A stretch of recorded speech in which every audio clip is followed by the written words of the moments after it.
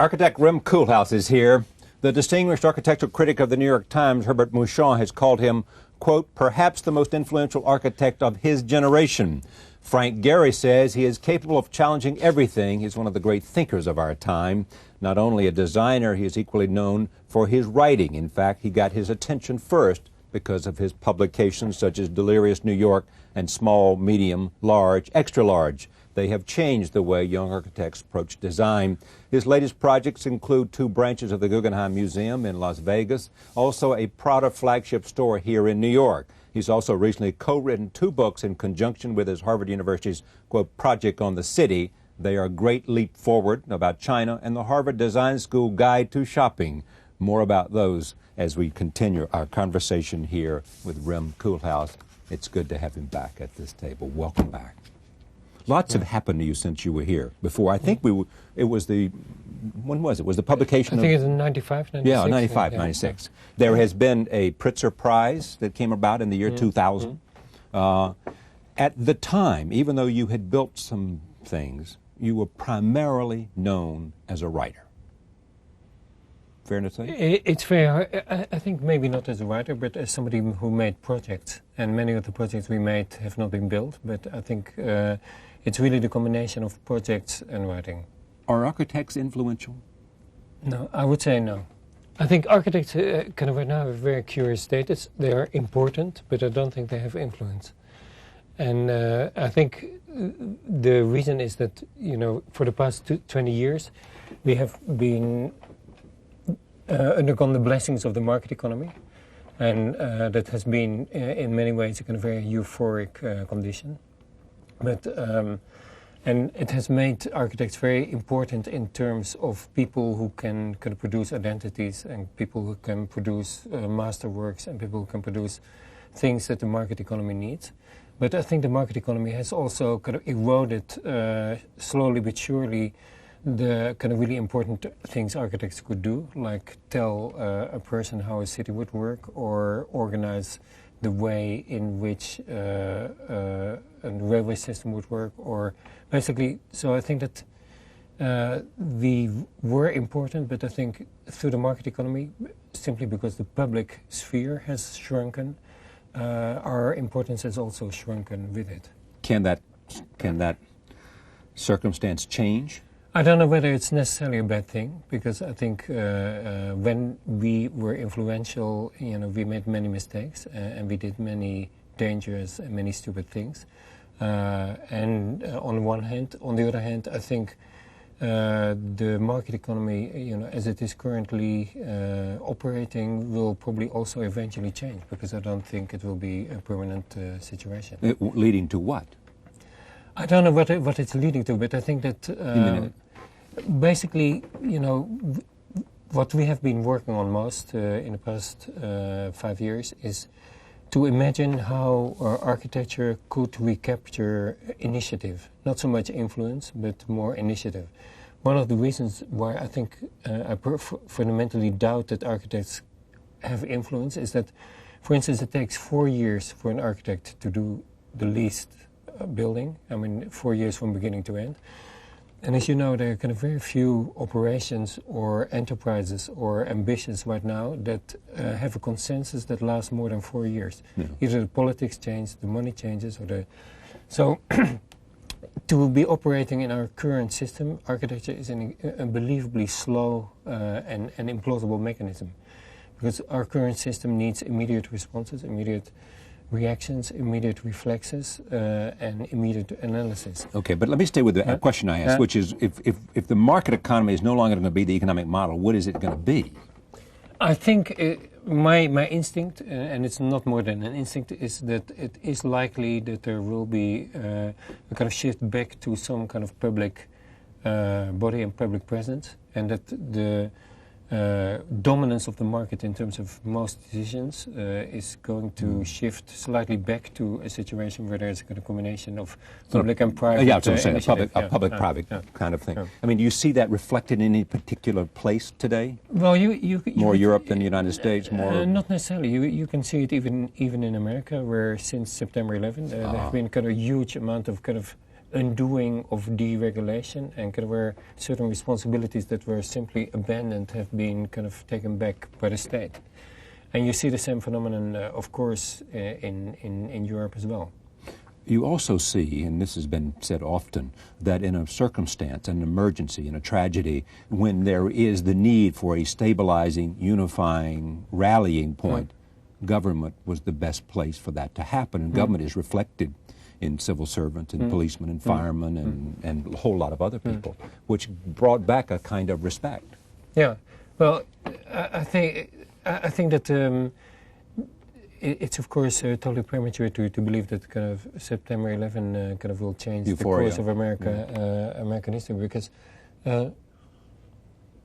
But nevertheless, I think it has been an important demonstration that certain things, let's say, could not be settled by the market. Okay. So. You staying with September 11 for a second. You were somewhere getting off a plane in the Midwest or somewhere, weren't you? Yeah, it's amazing. You know, I was in the air basically when it happened, and then kind of as soon as I landed in Chicago, it became clear, or actually it was the moment I think some of it happened, and so it became clear that something terrible was happening. And we had a meeting, and very disconcertingly the meeting took place, but it was of course a crazy situation. And after being marooned in Chicago for a day, I drove back to New York, not knowing it was 15 hours. And I arrived, I don't know what day it was, I guess the 13th at 3 o'clock in the morning.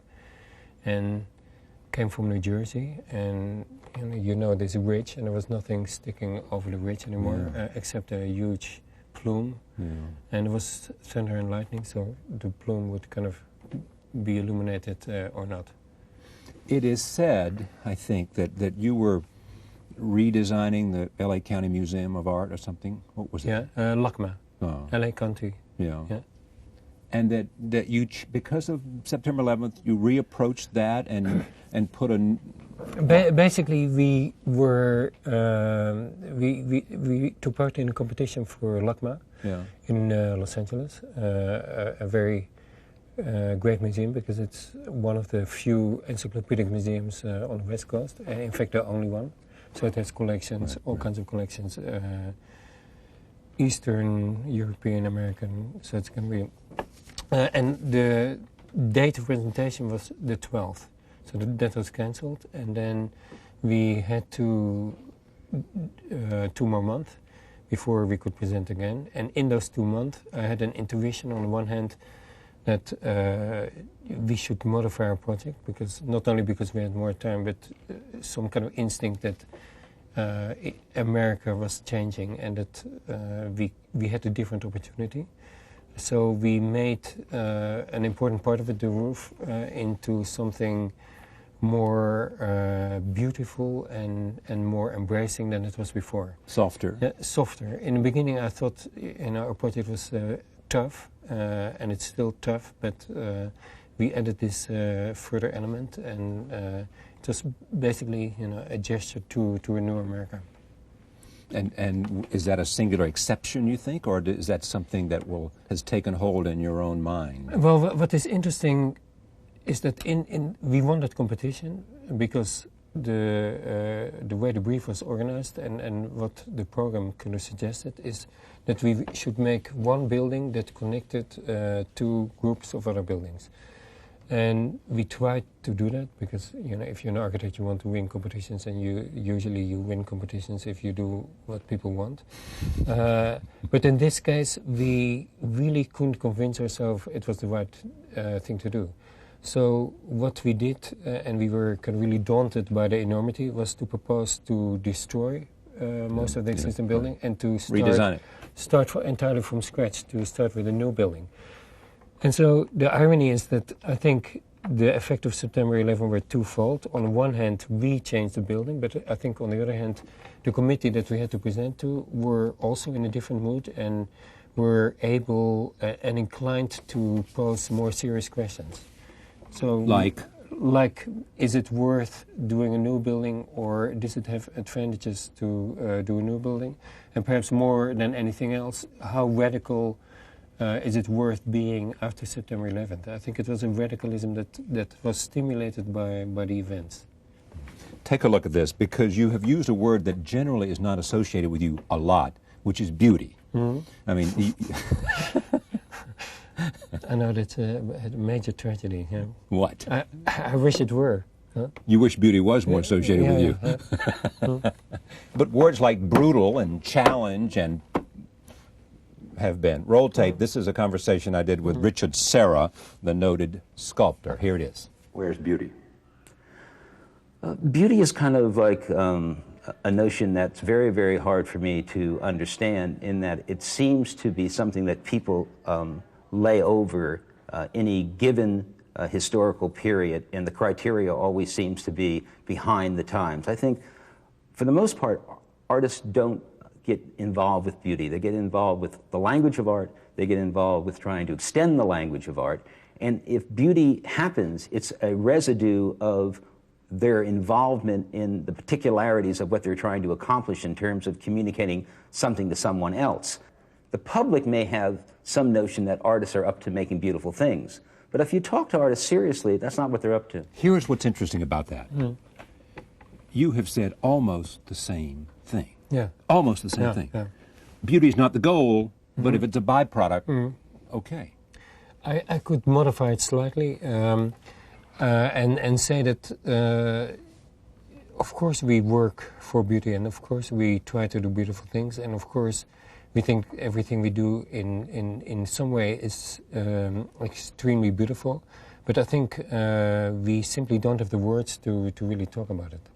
And I think that is, that is also... The language of beauty is not there. The language of beauty is not there, perhaps to me personally, perhaps because of my background, perhaps because of the kind of overwhelming pressure of other interests. I've never kind of really... partly also because I thought it was kind of much more evident than it turned out to be. But I've never felt the need to kind of really talk about beauty and talk about why things we do are beautiful. It's just an inhibition, I think, or a kind of handicap. But I think that, every architect's career is also a series of technical decisions and strategies. And of course, if you, and perhaps that is also kind of part of the market economy, basically each of us has to has to perform in a certain way. And what is interesting is that the certain way you can perform is partly dictated by the public and partly dictated by your own kind of interest. So it's a kind of continuous struggle or dialectic between, what you can do, what you actually do, and what you're assumed to do. Okay. Let me stay with that idea, because and I don't know whether this can be said to be an overall modus operandi of you or not. Seattle Public Library, they want you to design a library. So you take it on your own to understand the function of a library, A, and B, you go, and 10 of your colleagues, you go to, you and others of your colleagues, go to a lot of public libraries, a lot of libraries, and you try to check out a book. In your case, one of your own books, small, medium, large, extra large, right? And you want to see what that does, because you're trying to understand what? Answer that. Yeah, I think that because maybe it's important to know and kind of to introduce this kind of thing of being a writer or an architect. I'm not. I wasn't first an architect, so I don't have a kind of compulsive necessity to produce architecture, and I need to convince myself also. I mean, and that's perhaps the kind of real difficulty. I need to convince myself of the usefulness of kind of certain constructions, and so for that reason, it is incredibly important to get a sense of what the program and what the kind of specific purpose of something is. Also because in the past 10 years, our culture in almost every sense has completely transformed itself. An airport is no longer an airport, a library is no longer a library, shopping mall is no longer a mall. So for that reason, I think that we are continuously involved in kind of redefining things. And in that redefinition, it is very important that you can experience something at its most, let's say, intellectual, but also at its most basic level. All right, well, so take me to Seattle then. What are you about there? Because you also want to make sure that you get at this idea of function before they being the person who's going to employ you. I don't want to say patron, but perhaps it's patron. In that case, it was a librarian and a library board. Yeah. It is a municipal library, so that was an So important. you wanted to get at some idea of what might be possible before they had settled on. Exactly, and what was very important, it was not only 10 colleagues, it was the board, the librarian, and ourselves. So it was also kind of way in which during this kind of whole journey we could kind of sense each other's sensibilities, each other's allergies, and each other's ambitions.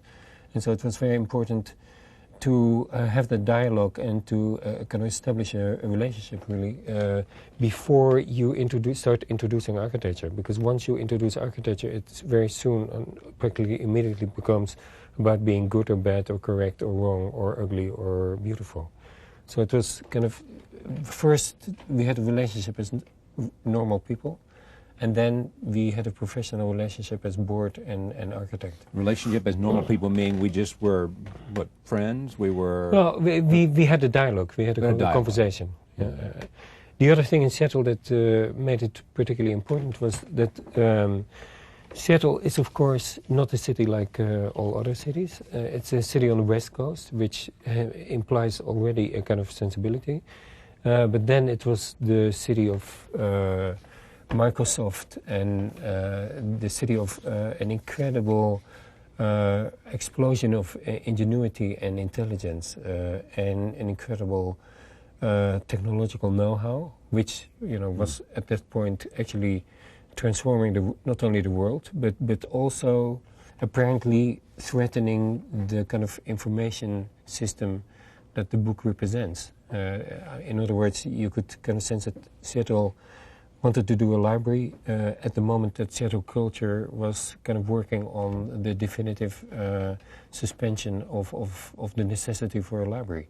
And so it was kind of really a negotiation also, with some, let's say, players in the kind of Seattle area to try to find a legitimacy for the library in spite of this other technology, and if possible to redefine the legitimacy with the support of the new technologies.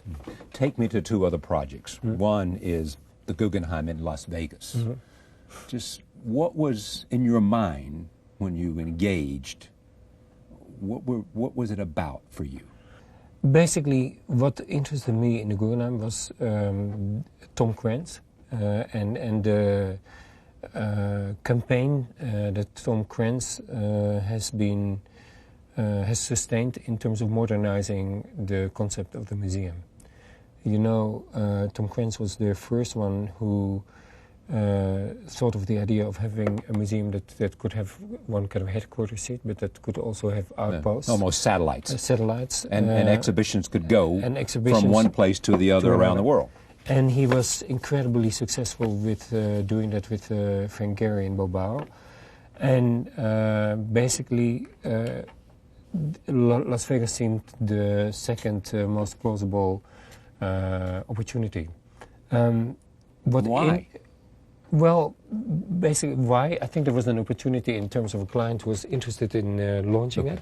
But I think even more, and that is where this kind of operation actually intersects with Harvard Guide to Shopping, in the sense that in that context I kind of really studied Las Vegas and compared to Las Vegas how it had evolved since '72, the time that Bob Venturi looked at it, right. And discovered that in the meantime it really had become an incredibly urban metropolitan area with a huge population, huge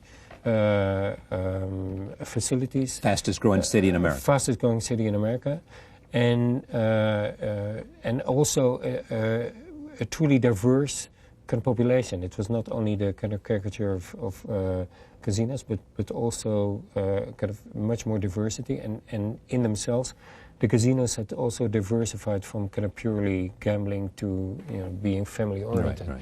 So it was huge entertainment for the family. And it was really challenging for me to see whether a kind of serious architect could intervene in that situation without losing credit or without being condescending, basically.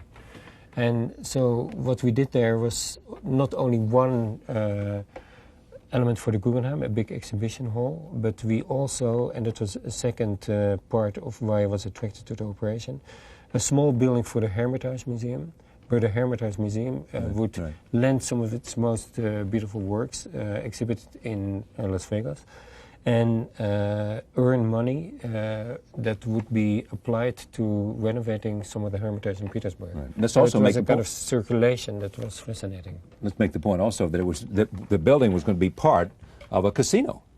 It was embedded in a casino. Embedded in a casino. Embedded in a casino, and but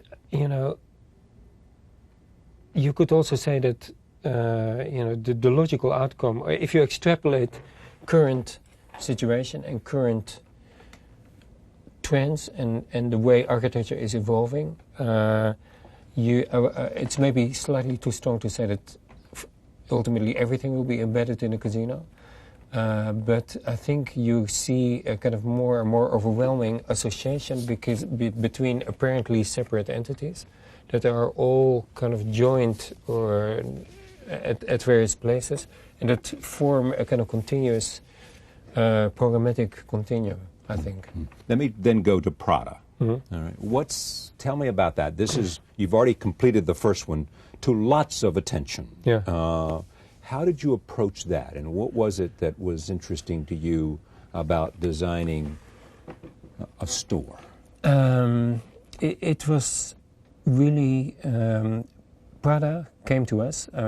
Prada is led by a couple, Patrizio Bertelli and Mircea Prada, and they came one day almost unannounced to our office and sat down.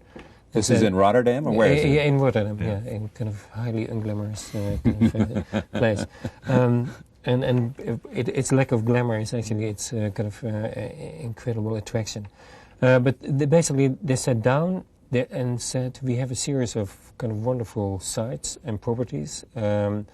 We want to do something with them, but we don't want to repeat ourselves.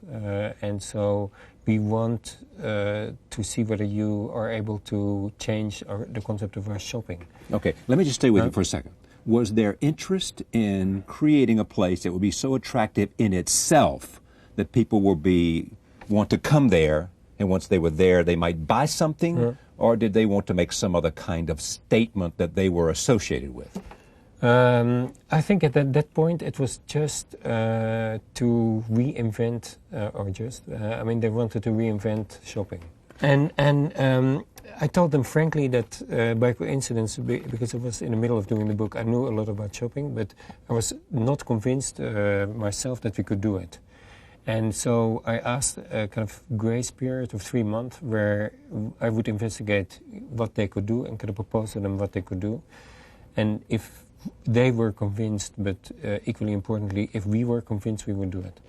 And so then we saw certain possibilities, and perhaps the critical difference with other kind of shopping is that, and that was also a term that came from Bertelli, they wanted shopping that would not be the same all the time, but that was variable, that could change, and that had a kind of, not a single stable identity, but that could change quickly over time. They were heightening the experience of shopping. Heightening the experience, but also enriching the experience of shopping, and at some points even kind of completely overwhelming the experience of shopping.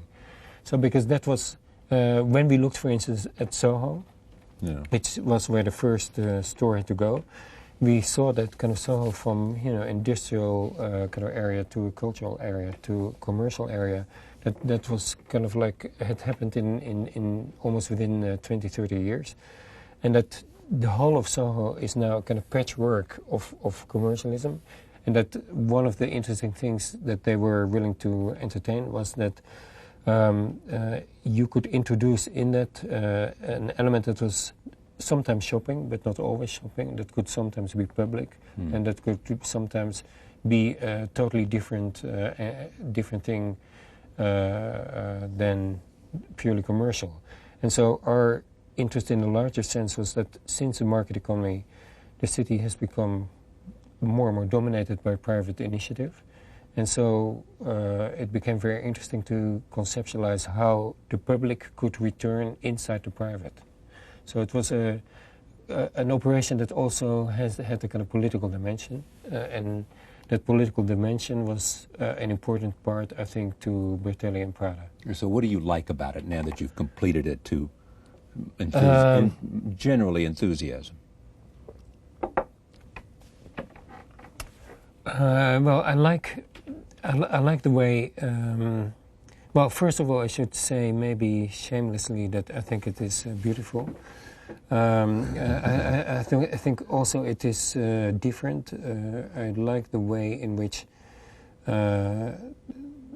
information in terms of a series of new technologies is used for both emphasizing the efficiency of the store, but also injecting completely parallel and sometimes opposite worlds in it, so that it's not only kind of focused on merchandise or focused on selling, but you also have a kind of sense of a larger world.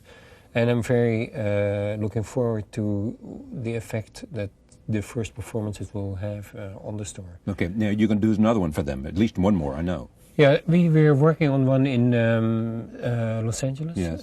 And there will be one in San Francisco as well. And my Swiss colleagues at are doing one in Tokyo. And they'll all be dramatically different? They won't be the same? They will all be dramatically different, because that was in a way what they wanted. Exactly. Yeah. All right. Now, so let me come to shopping, because then I want to come to cities, but shopping first.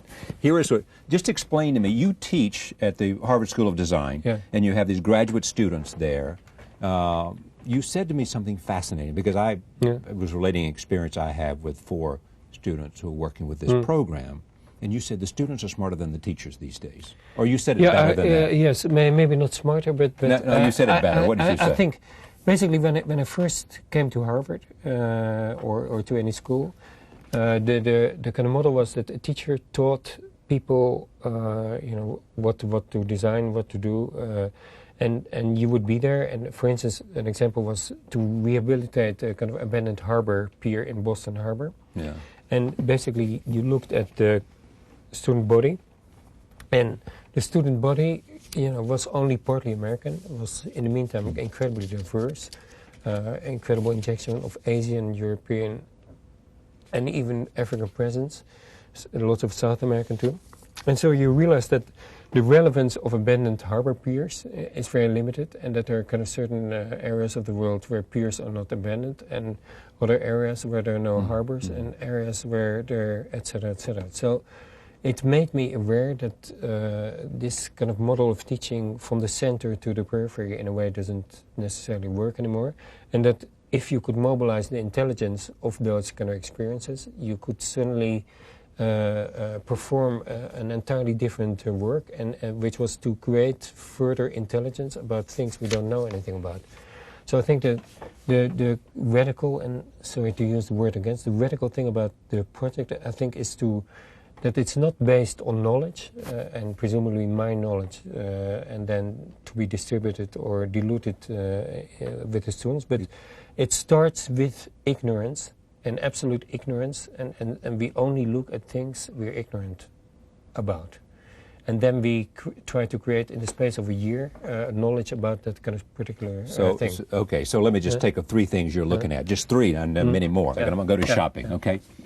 Here's what you said. The best metaphor of shopping is that of a dying animal, a dying elephant that in its death struggle becomes completely wild and uncontrollable. Well, the most well-meaning brains in our profession have contributed to this final terminal condition.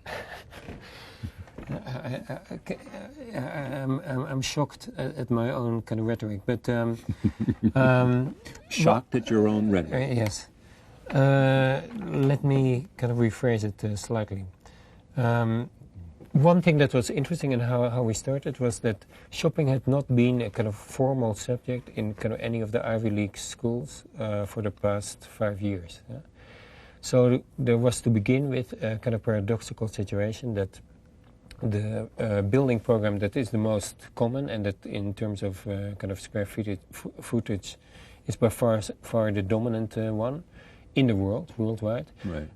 was not officially studied kind of in Ivy League circumstances. And I think what it really shows is that the world of that kind of crass commercialism, except certain rare exceptions, was basically below the radar of architecture, or to put it slightly less generously, kind of simply beyond the pale.